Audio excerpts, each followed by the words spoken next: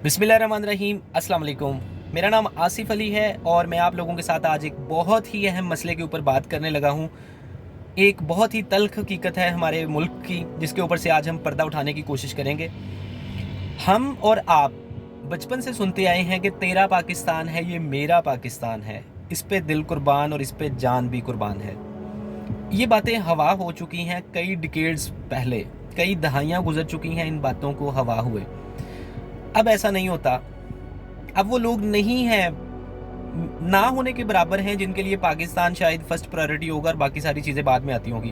अब first priority के ऊपर एक बहुत बड़ी लंबी लिस्ट है चीज़ों की, और पाकिस्तान में भी एंड पे जाके कहीं पे आता होगा।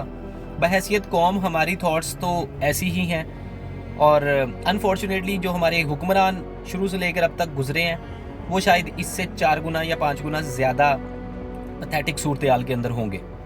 तो अब आ जाते हैं अपने मसले की तरफ, जो कि हम डिस्कस करते हैं। मैं बहैसियत पाकिस्तानी एक आम सादा सा शहरी जो कि लोअर मिडिल क्लास से बिलोंग करता है। लोअर मिडिल क्लास से बिलोंग करने वाला, जॉब करने वाला एक पाकिस्तानी पाकिस्तान गवर्नमेंट को 40,000 रुपया मंथली अपनी सैलरी में से टैक्स पे कर रहा है। ठीक है, ये वो टैक्स है जो कि मुझे नहीं पता कि कब इंक्रीज़ हुआ है, क्यों इंक्रीज़ हुआ है, कितना इंक्रीज़ हुआ है।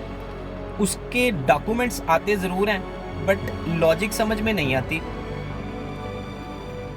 अब ये तो वो है जो कि बगैर पूछे दसे सैलरी में से डिडक्ट हो जाता है, जिसका हम कुछ नहीं कर सकते, जो कि हमने देना ही देना है। इसके अलावा महीने के अंदर जितनी परचेजिंग करते हैं, जितना सामान ख़रीदते हैं, जितनी ग्रॉसरी ख़रीदते हैं, जितना राशन ख़रीदते हैं, और जितनी भी दूसरी शॉपिंग वगैरह करते हैं, उस सारी के ऊपर हम लोग टैक्स देते हैं और टका के देते हैं। और मेरे जैसा गरीब आदमी जो कि हफ्ते में एक दिन कहीं बाहर से खाना खाने के लिए चला जाता है फैमिली के साथ, तो वो महंगा खाना खाने के बावजूद उसके ऊपर टैक्स भी पे करता है। तो मेरे जैसा एक लोअर मिडिल क्लास से बिलोंग करने वाला बंदा, एक सादा सा शहरी, पाकिस्तान गवर्नमेंट को एक महीने का 70,000 रुपया टैक्स पे करता है। 70,000 रुपीज़ पर मंथ टैक्स पे करता है। और मेरे वाली कैटेगरी के अंदर जो लोग एग्जिस्ट करते हैं, जो इस इनकम रेंज के अंदर आते हैं, यकीनन वो भी एक बंदा महीने का 70,000 तो कम से कम पे करता ही होगा गवर्नमेंट को टैक्स। तो इस कैटेगरी का अगर टोटल कर लिया जाए तो एक महीने का 42 अरब रुपया, 42 बिलियन रुपीस महीने के गवर्नमेंट को टैक्स जा रहे हैं सिर्फ इस एक कैटेगरी से। इस तरह की बहुत सारी कैटेगरीज हैं पाकिस्तान के अंदर, इससे ऊपर भी बहुत हैं, इससे नीचे भी बहुत हैं। तो अंदाज़ा हो रहा होगा ना कि कितना टैक्स जा रहा है गवर्नमेंट को। और इसी एक कैटेगरी का अगर एक साल का कंसीडर कर लिया जाए ना, तो वो 500 बिलियन यानी कि 500 अरब, 5 खरब रुपया एक साल का टैक्स बनता है।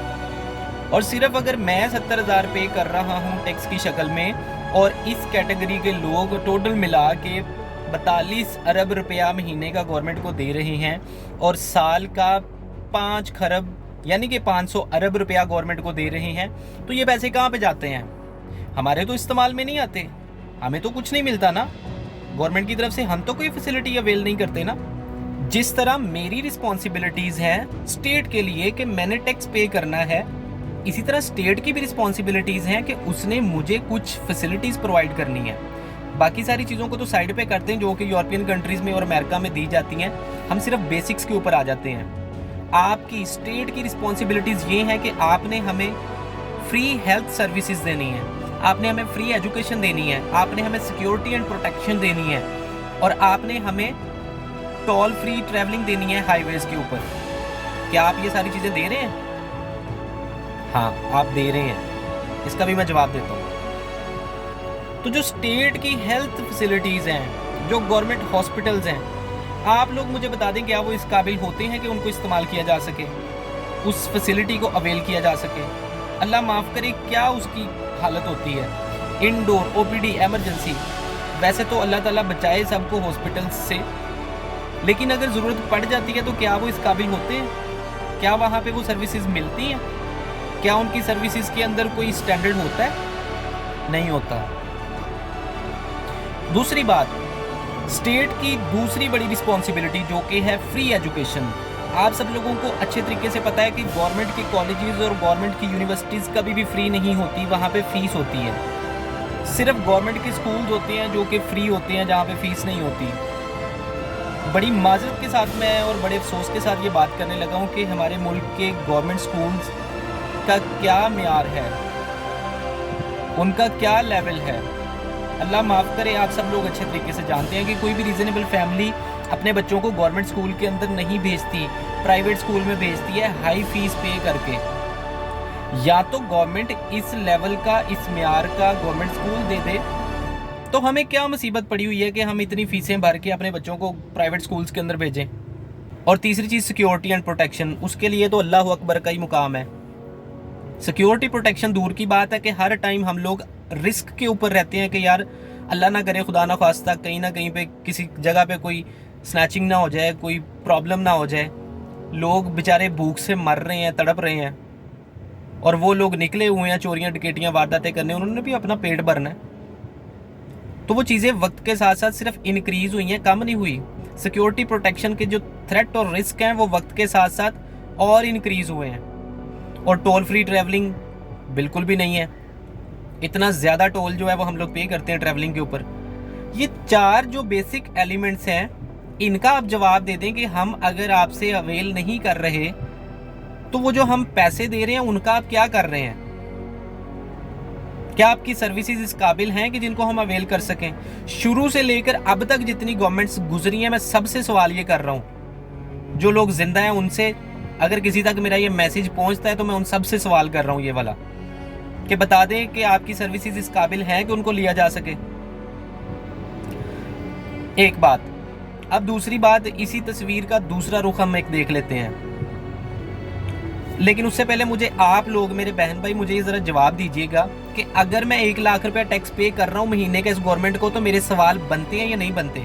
चाहे कोई भी गवर्नमेंट है, चाहे इमरान खान की गवर्नमेंट है, चाहे इन लोगों की बानुमते की कुंबे की गवर्नमेंट है, मेरा सवाल बनता है ना? मेरा सवाल जायज़ है ना? बिला वजह का सवाल तो नहीं पूछ रहा ना? टैक्स दे रहा हूँ लेकिन बदले में कुछ नहीं ले रहा, तो मेरे टैक्स के पैसे कहाँ पे जा रहे हैं? तो आप मुझे ज़रा ये बता दें कि हम क्या पाकिस्तान के अंदर रहने का टैक्स पे करते हैं? क्या हम इस टैक्स को रेंट की शक्ल में पे कर रहे हैं कि अगर हम यहाँ पे रह रहे हैं तो हम उसका रेंट दे रहे हैं? क्या हम किराए के मुल्क में रह रहे हैं कि जिसका हम रेंट पे कर रहे हैं कि बदले में हमें कुछ नहीं मिल रहा, बस हम सिर्फ रेंट पे कर रहे हैं यहाँ पे रहने का? ठीक है, आप बहुत सारी चीज़ें कर रहे होंगे, सरकारी मुलाजमीन को तनख्वाहें दे रहे होंगे, लेकिन सरकारी मुलाजमीन भी तो आपको रेवेन्यू जनरेट करके दे रहे हैं ना। अभी तो मैं सिर्फ एक क्लास के लिए बात कर रहा हूँ, अभी बाकियों की तो मैंने बात ही नहीं की। अगर आप FBR की वेबसाइट के ऊपर जाके आप लोग सर्च करें और देखें तो आपको नज़र आएगा कि टैक्स कलेक्शन इस साल 2022 जहाँ पे क्लोज हुआ है वहाँ पे हाईएस्ट हुई है पाकिस्तान की हिस्ट्री के अंदर, जो कि तकरीबन 6100 बिलियन की टैक्स कलेक्शन हुई है इस साल के अंदर, यानी कि जुलाई 2021 से लेके जून 2022 तक।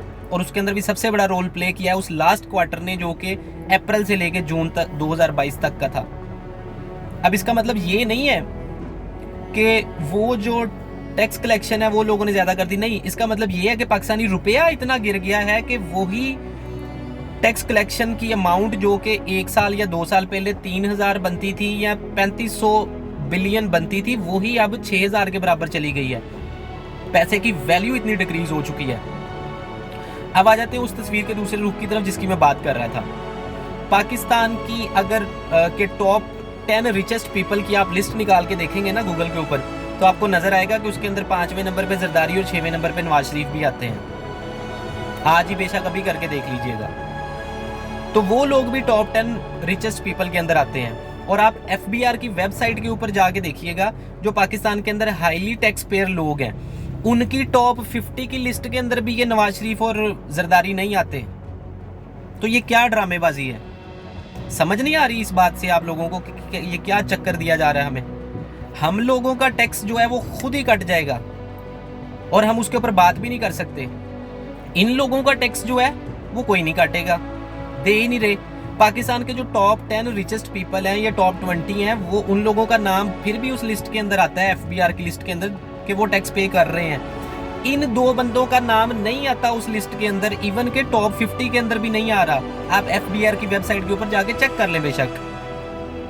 तो ये क्या मजाक कर रहे हैं हमारे साथ। अब ये जो हमें सर्विसेज देते हैं, या गवर्नमेंट का जो हक बनता है, फर्ज बनता है हमें सर्विसेज जो प्रोवाइड करने का हमारे टैक्स के बदले में, उन सर्विसेज के अलावा एक और हमारा हक है कि हमें फेयर और ट्रांसपेरेंट डेमोक्रेसी दी जाए, जो हम खुद अपने वोट के जरिए इलेक्शंस करवा के लोगों को लेकर आए, हमारे ऊपर जो एडमिनिस्ट्रेशन आके करेंगे।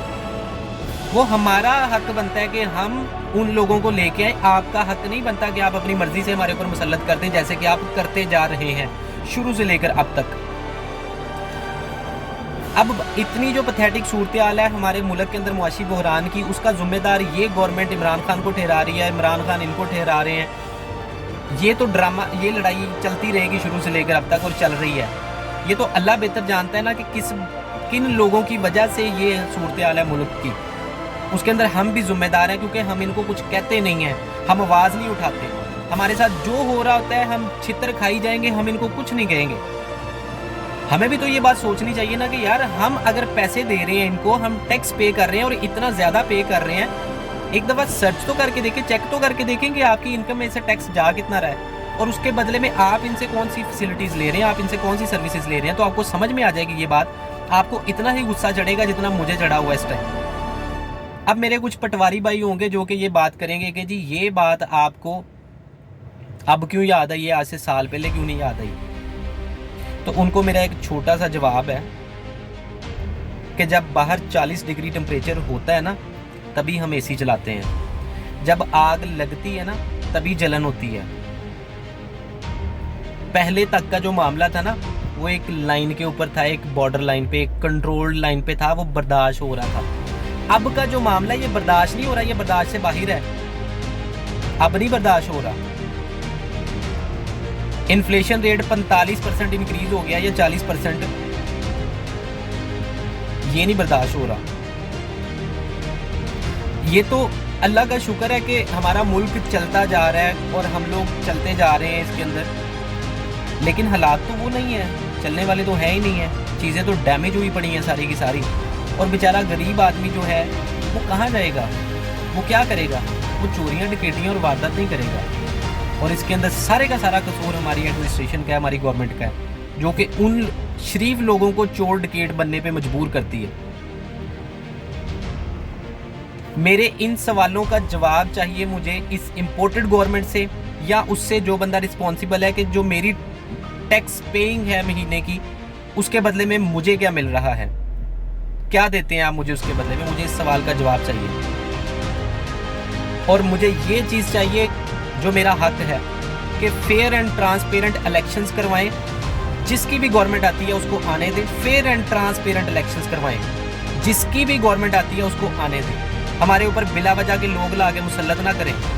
इसहाकडार को ला के बिठा दिया वज़ीर ख़जाना, दूध की रखवाली पे बिल्ले को बिठा दिया। तो ये जो आप कर रहे हैं ये ना हमारे साथ करें। ये हमारी एक हद है जिस तक हम बर्दाश्त कर रहे हैं, इसके बाद हम बर्दाश्त नहीं करेंगे और हम लोग निकल आएंगे बाहर। फेयर एंड ट्रांसपेरेंट इलेक्शंस करवाएं। जो इलेक्शन के ज़रिए इलेक्ट होके आता है उसको आने दें, ताकि हमारी मईशत मज़ीद ख़राब होने से बच जाए। हमारे साथ ऐसा क्यों होता है? हमारे साथ ऐसा इसलिए होता है कि हम बात नहीं करते, हम अपना मैसेज नहीं पहुंचाते, हम सवाल नहीं पूछते। हम बात करते हैं तो सिर्फ एक दूसरे के साथ करते हैं, और वो भी सिर्फ एक दूसरे को नीचा दिखाने के लिए। अपने हक़ के लिए बात नहीं करते। कब करेंगे हम अपने हक़ के लिए बात? जब पानी बिल्कुल सर से गुजर चुका होगा, जब मुकम्मल तौर पे बेड़ा गर्क हो चुका होगा, तब बात करेंगे। हमने तब भी बात नहीं करनी। हमने ज़्यादतियाँ बर्दाश्त करते जाना है और बैठ के दूर से तमाशा देखते जाना है। हमने कभी बात नहीं करनी। जब हम बात करेंगे ना, तब ये मसले हल होंगे। जब हम सवाल पूछेंगे, जब हम उनको ला के कटहरे में खड़ा करेंगे, जब हम अकाउंटेबिलिटी की बात करेंगे। मैं ये नहीं कहता कि किसी भी पॉलिटिकल पार्टी के लिए बात करना शुरू कर दें उसके पीछे लग के। अपने हक़ के लिए तो एटलीस्ट बात करें ना। जो आपका अपना राइट है उसके लिए तो बात करें ना।